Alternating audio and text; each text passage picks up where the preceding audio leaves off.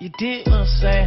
If they all hunters, I'm a counterfeit. Yeah, I wanted money, I couldn't enjoy class. Lil Uzi Vert is a very interesting case, coming out in late 2015 with a great project that served to skyrocket him into popularity alongside other artists such as Lil Yachty that began a conversation of when he will fall off. As if it was impossible he would stay around past 2016, past a couple projects, and past being a flash in the pan. The busiest internet nerd himself, Anthony Fantano, even said this in 2016. But I'm not really hearing anything that's going to carry Vert over into the next year or so. But fast forward to 2017 and Uzi has multiple projects, multiple hits, and a wave that has gone from new height to new height. And not to mention his recent offering Love Is Rage 1.5 is already at a total of 27 million plays in under 3 weeks. And on this project is XO Tour Life, which could easily be Uzi's biggest song yet, and as a side note, is my personal song of the year thus far. And the hype for Uzi and Love Is Rage 2 is bigger than it ever has been before. But what has led to Uzi becoming this big force, whereby you could very well call him the leader of the newer school? Well, enough talking and let's dive right in. Lil Uzi Vert. There you go. Okay. Ooh. Ooh. Ooh. Ooh.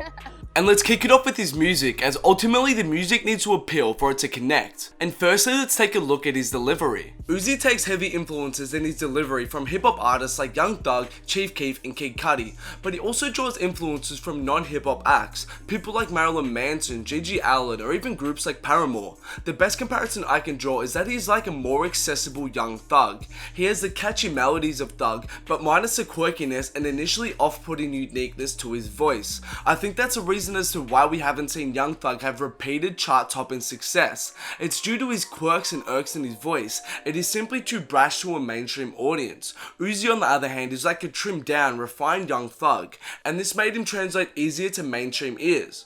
Often though, a repeated form of delivery can become very redundant and tiresome to the ears. For example, Fetty Wap, who had one style that lasted a year, if that, and will probably be never seen again in the mainstream.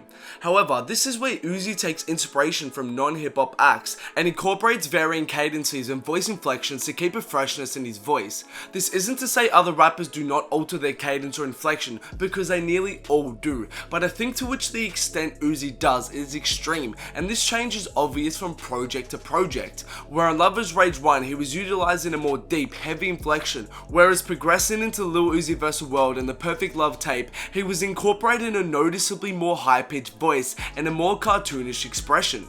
Furthermore is the signature Uzi flow. Now, although this flow was originated by others such as Key and Keef, I do think Uzi helped to popularize this flow on songs like All My Chains and Super Saiyan. Now, it's weird to say that a particular flow added to the appeal of an artist, but I think in this case the flow really did, and it's hard to describe how such an unmelodic flow can be so appealing. But I think the flow ties in with the whole persona and aesthetic of Uzi as a whole. He's solely focused on ignorant, dumb fun, and that's the word I would use to summarize this flow. It's just a fun flow in general. It's a fun flow to rap along to, it's a fun flow to dance along to, and it's an incredibly catchy expression. Like, try not to repeat every time he says damn on something like All My Chains, and it's near impossible. His flow, persona, and mannerisms just epitomize fun. And this sums up the voice aspect of Uzi, where it was very much a combination of his catchy melodies, his changing of cadences, and his fun-loving persona and flows that made his voice so enjoyable, and importantly it led to it not becoming tiresome. Come on, ooh, yes, work it, oh. And next, let's move on to the instrumentals and sounds that Uzi has chosen to utilize. And this leads us to a key point, and that is with each successive project, Uzi has been able to reinvent his audio aesthetic. You had Love Is Rage, which was easily his most diverse project yet. It ranged from heavy trap bangers like Top, to 808s and heartbreaks inspired love ballads like Paradise, to jazz trap with My Crew. But he would switch this style up on Lil Uzi Vert World, where Uzi created a lean-induced trap playground with bright sounds courtesy of synth-driven melodies. On this project, I would say Uzi sounded less like an amalgamation of rappers and really came into his own, and the sounds that came through on this were vastly different to Love Is Rage. And once again, on the Perfect Love tape, he switched it up, opting to reach for a more established, traditional approach to Atlanta-style hip-hop. The project featured more piano-driven instrumentals, and instead of creating these lean-soaked trap ballads full of drawn-out, sing-along melodies, the project found Uzi rapping a lot more, and using much more of that established, clean-cut Atlanta trap sound, with help from producers like Zaytoven.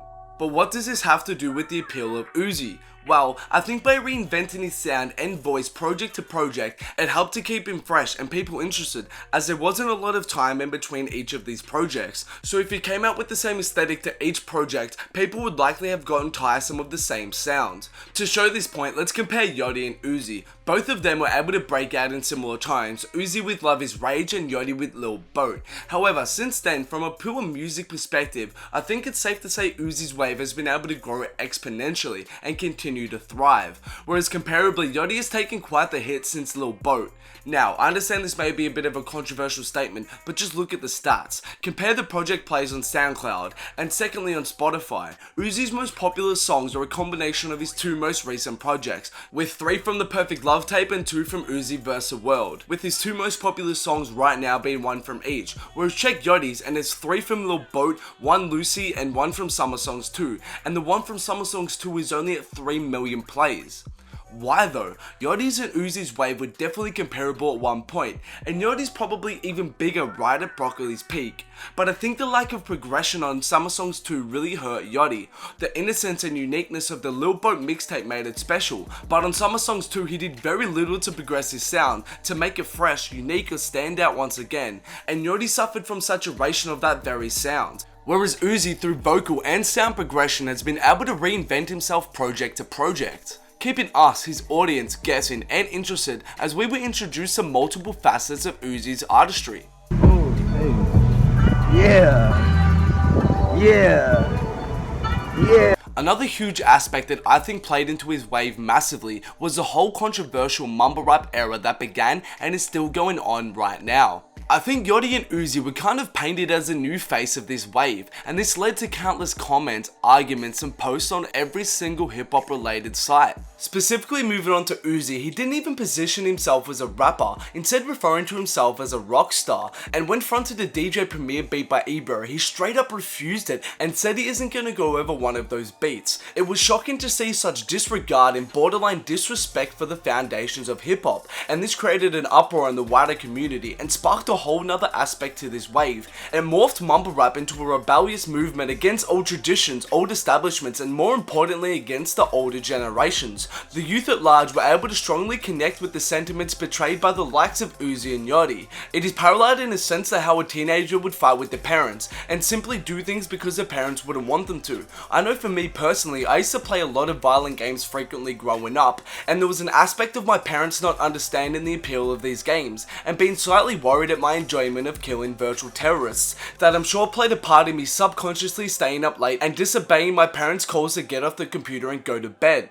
Mumble rap was also like this to kids. It was a fuck you to the older generation for teenagers, a sense of you can't control what I listen to and you don't understand it because you're old. So when Uzi redundantly repeats, "now I do what I want," about 1,000 times on a single fucking track, the movement behind mumble rap kind of embodies that sentiment for the youth and symbolizes a rebellion against older traditions, the old generation and their parents. Thus, I think this subconsciously played a huge part in the mumble rap movement and helped the youth at large connect to Uzi's music.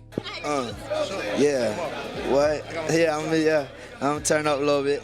As the last mini section of points, we get to the cosigns and industry connections that has helped Uzi tremendously. Firstly, the connection with DJ Drama and Don Cannon. This has helped Uzi greatly as they are both well connected and well versed within the industry, helping to direct and guide Uzi's path to success. Uzi's been able to translate very well to the industry, with significant radio play and placements everywhere, and this generally serves as a huge barrier to break for artists coming from the internet. But I think the Drama and Cannon connection specifically helped to cut a lot of the red tape and opened a lot of doors for Uzi, ensuring he was given the proper push, platform and label support to fully flourish. Secondly is a Young Thug cosign. A lot of people's first exposure to Uzi was on Big Racks, and the minor additions he provided to that track turned out memorable, and the timing of this collab was very important, with Slime Season 2 and Love Is Rage being released within a couple of days of each other. So people would have heard "I'm not Jordan but I'm the GOAT" and been like, "what the fuck is this shit? This shit's so hard." Googled his name and saw he had a new tape and sussed it out. This is how I actually became a Lil Uzi fan. I had heard of What Did You Want, but it took until Big Racks to finally click, and after one listen of Love Is Rage I was sold. Those are just the two specific ones I chose to go into detail with, but other important cosigns and connections that Uzi has received include the likes of Wiz Khalifa, where Uzi supported him on a tour, and furthermore Wiz jumped on a couple tracks with Uzi on his come up, and of course DJ Carnage's effort to put together What Do You Want, which was, I'd say, Uzi's kind of first big hit. A whole bunch of A's and a whole bunch of yes. That's it. That's all I do. I just say yeah. And that brings us to the end of this video right here today. And ultimately, I think it was a combination of his voice, with his catchy melodies, changing cadences, and his fun persona and flows, as well as this, the ability to reinvent his sound, helped to keep his fanbase engaged and made up the music side to his appeal. And adding to this was the connection that the youth at large had with the rebellious movement of mumble rap. And finally, key industry connections as well as very important cosigns helped to form the massive wave of Lil Uzi Vert. Alright guys, that brings us to the end of this video for today. Thanks a lot for watching. Please like, subscribe, and follow me on all social medias for more.